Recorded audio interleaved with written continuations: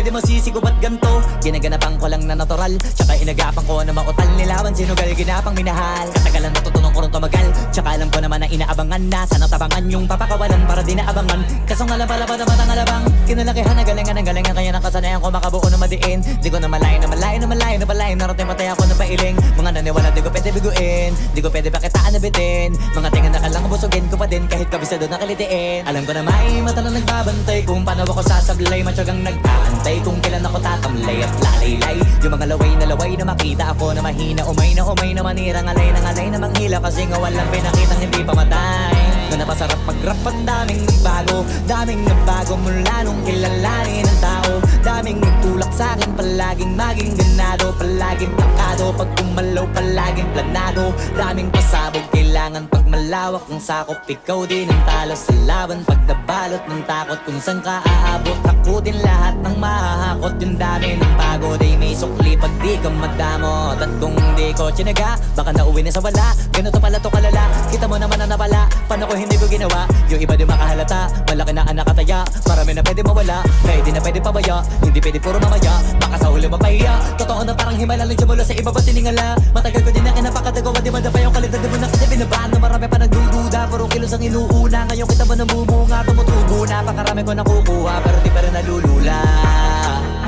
Tas sa ugali wala pa rin binago, tao pa rin pag umaharap sa tao. Pero pag usapang rap pa, iba ako. Literal na may bago kong naabangan sa tuwing may ilalabas na bago. Yan ang ginawang pambawi sa nakikinig palagi, para mas lalo sila ganahan. Di yung mga bago ko hanapin, yung iba naman nabababawan. Pero di na para atupagin, di kasi nila maunawaan.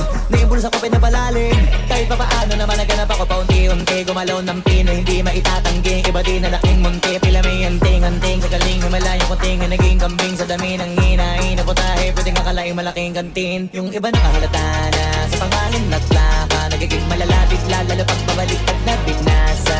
Pag gumagawa, ginagawa, magagawa, maiba lang ang lasa. Para maipakita ko din na din ako gumagawa na basta-basta.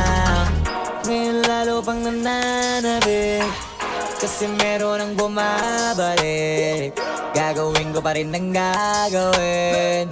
Ngayon saan pa kaya ko neto dadalhin? Subok na yung lagi niyong sinusubok nun. Yung mga nanubok, yung ilong umusok, tsaka kumulutong bong. Ito na ngayon yung mga sinabihin yung gonggong. Sa tuktok na kami tumutungtong, ito yung hindi niya matutunton. Tsaka ramdam nyo na rin pataas, kamay ng pataas. Kada labas, kahit hindi madalas, palakas pa rin ang palakas.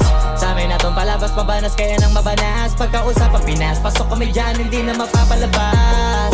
Huwag ka na magtaka ba't nangyari at papano, kasi kitang-kita nyo naman malinaw pa sa klaro. Sarili na lang ang tinatalo, oo wala nang iba halata. Kasi nga nung yung uso na iba, o diba yung iba na bura, pero nalulula.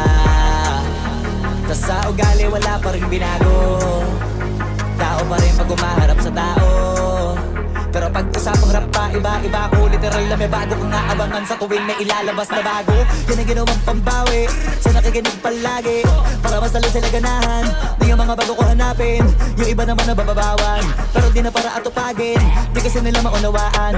Naimbulsa ko pinapalalim, kahit pa paano naman naganap ako paunti-unti. Gumalaw ng Pinoy, hindi maitatanggi. Iba din na laking munti, pila may anting-anting. Sa galing may malayong kunting, naging kambing sa dami ng hinahin. Naputahe, pwedeng akalaing malaking kantin. Yung iba nakahalata na sa pangalan at plan.